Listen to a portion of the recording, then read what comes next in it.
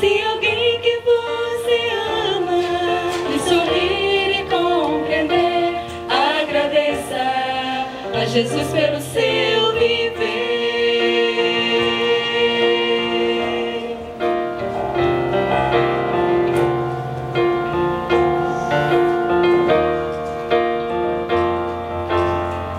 Se honestamente o seu pão você ganhou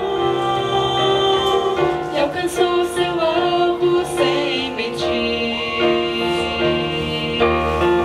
se Jesus esteve todo o tempo com você e a sua amiga voz você ouviu,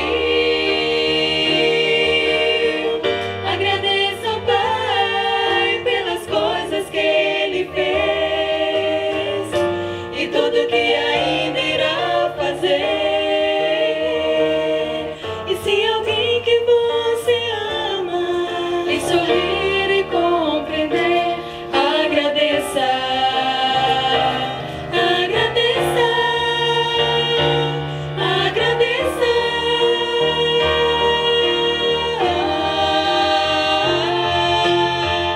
Agradeça ao Pai pelas coisas que Ele fez e tudo que ainda irá fazer.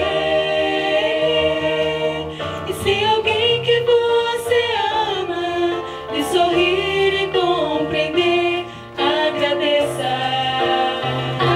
agradeça, agradeça a Jesus pelo seu viver.